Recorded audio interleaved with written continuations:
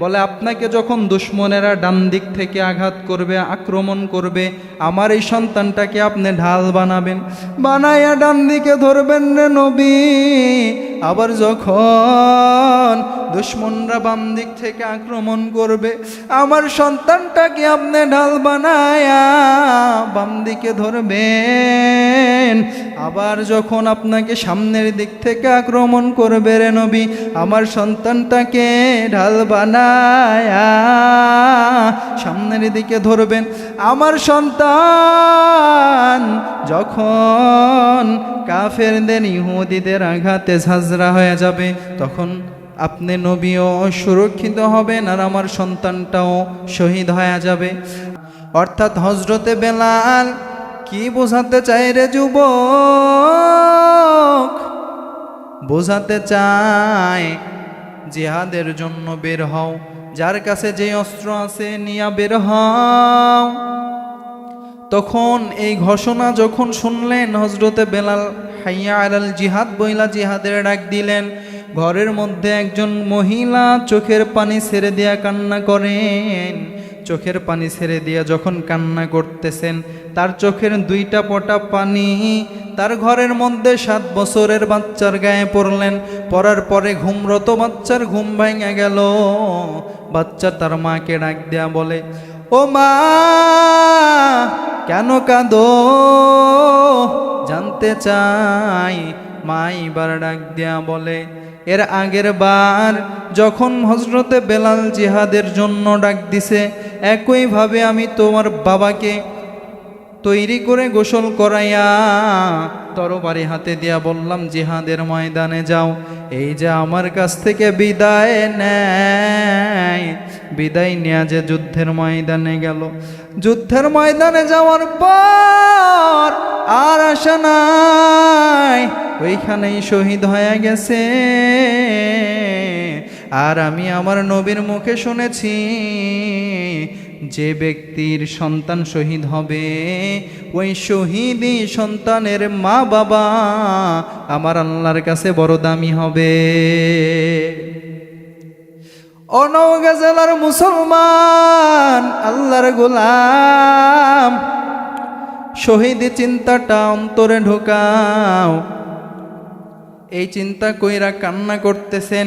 এবার সন্তান বলেন, তুমি টেনশন কইরো না রে মা, যদিও আমার বয়স মাত্র 7 বছর, কিন্তু আমার ভিতরে জিহাদি চিন্তা আছে। এই জন্য আমিও জিহাদের জন্য চলে যাব। শুধু জিহাদের জন্য যাব না, আমি শহীদ হব, তোমার মনের আশা পূরণ করব রে মা। মা এবার চোখের পানিটা আর ফালায় না, কান্নাটা বন্ধ কইরা দিলেন। কান্না বন্ধ কইরা দিয়া বলে, ও বাবা তুমি কি বলতেছো, সত্যি নাকি? বলে হ্যাঁ। বলে নবীর কাছে নিয়ে যাও। সন্তানটাকে যুদ্ধের জন্য রেডি কইরা নবীর কাছে নিয়ে চইলা গেল। যাওয়ার পর সাহাবাই কেরাম বলে, মহিলা মানুষ কেন আসছেন? মহিলা মানুষকে তো নেওয়া যাবে না, মহিলা মানুষ যুদ্ধের ময়দানে এলাও না। বলে আমি যুদ্ধে যাব না, যুদ্ধে যাবে আমার এই 7 বছরের বাচ্চা। সাহাবাই কেরাম আশ্চর্য হয়ে গেলেন। বলে না না, নাবালক ছেলে, এইটারে নিয়ে যুদ্ধের ময়দানে যাওয়া যাবে না। মা শুনতে রাজি নয়, বারবার রিকোয়েস্ট করতেছে আর বলে, আমার সন্তানটাকে আমি শহীদ বানাবো, আমার বড় তামান্না, আমার সন্তানটাকে আমি এই জন্য নিয়ে আসছি।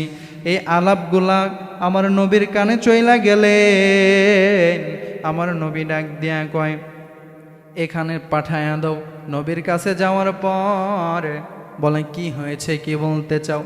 ডাক দিয়া কয়, ইয়া রাসূলুল্লাহ, ইয়া নবী, ও আল্লাহর নবী, আমার সন্তান ওই যুদ্ধের ময়দানে যাইতে চাই রে নবী। বলে এ ছোট বাচ্চা গিয়া কি করবে? মা ডাক না কয়, ইয়া রাসূলুল্লাহ, আমার সন্তান যুদ্ধ করতে পারবে না আমি জানি। আমার সন্তানকে যুদ্ধ করানোর জন্য আমি নিয়ে আসি নাই, আমার সন্তানকে এনেছি শহীদ বানানোর জন্য। নবী আমার আশ্চর্য হয়ে গেলেন, বলে আপনাকে যখন দুশমনেরা ডান দিক থেকে আঘাত করবে, আক্রমণ করবে, আমার এই সন্তানটাকে আপনি ঢাল বানাবেন, বানাইয়া ডান দিকে ধরবেন রে নবী। আবার যখন দুশমনরা বাম দিক থেকে আক্রমণ করবে, আমার সন্তানটাকে আপনি ঢাল বানায়া বাম দিকে ধরবেন।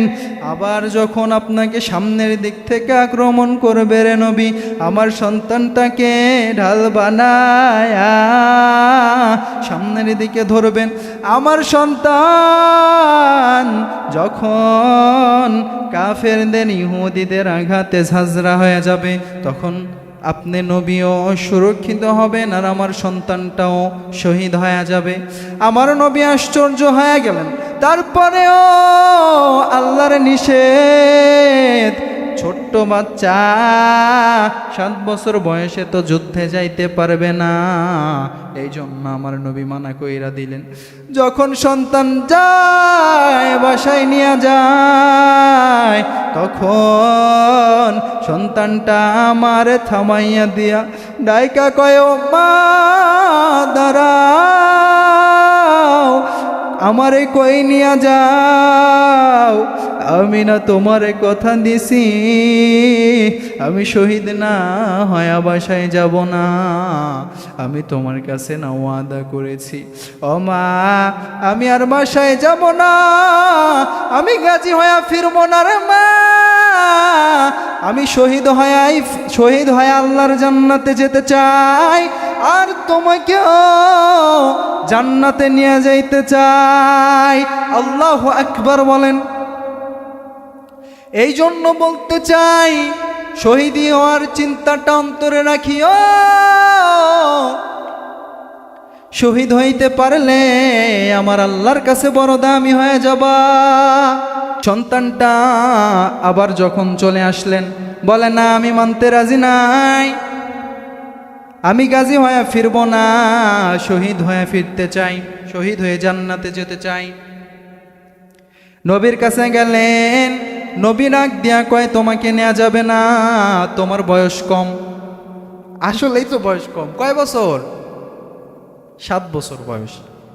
নবীকে ডাইকা কয়, আমি আপনাকে একটা উদাহরণ দেব, এই উদাহরণ যদি আপনার পছন্দ হয় রে নবী, তাইলে আমাকে জান্নাতে নিবেন, আমাকে যুদ্ধে নিবেন, আর যদি পছন্দ না হয় আমাকে যুদ্ধে নেওয়ার দরকার নাই। বলে, কি বলতে চাও? নবী বড় আশ্চর্য হয়ে গেলেন। আশ্চর্য হয়ে যায়, বলে, কি উদাহরণ দিতে চাও বলো? সাহাবীরা মুস্কি মুস্কি হাসে, বলে, ছোট্ট বাচ্চা কি উদাহরণ দিবে? বলে, আমার মা যখন ঘরের মধ্যে রান্না করে, চুলাটা যখন জ্বলায়, সর্বপ্রথম কিন্তু আগে বড় লাকড়ি দেয় না, ছোট ছোট লাকড়ি দিয়া আগুন জ্বালায়, ঠিক নেই? চুলায় আগুন জ্বালাইতে গেলে আগে ছোট লাকড়ির প্রয়োজন। বলে, ইয়া রাসূলুল্লাহ, ইয়া হাবিবাল্লাহ, ওগো প্রাণের নবী, আমিও তেমন ছোট লাকড়ি হতে চাই, আমারে দিয়ে আপনি যুদ্ধ শুরু করবেন, যুদ্ধ শুরু কইরা তারপরে আপনারা যুদ্ধটা করবেন। এর মধ্যে জিবরাইল আমিন নবীর কাছে হাজির। ডাইকা কয়, ইয়া রাসূলুল্লাহ, ইয়া হাবিবাল্লাহ, আপনি যেই বাচ্চাটাকে বয়স কম হওয়ার কারণে যুদ্ধ নিতে চান না, যুদ্ধে নিয়ে যাইতে চান না, অথচ আমার আল্লাহ আগের থেকে কে শহীদ হবে জানেনি? জানে। এই কারণে আমার আল্লাহ আগে লিস্ট তৈরি করে ফেলছেন। ওই লিস্টটার মধ্যে সর্বপ্রথম শহীদ যে জান্নাতি, ওই বাচ্চাটার নাম হইল 1 নম্বরে।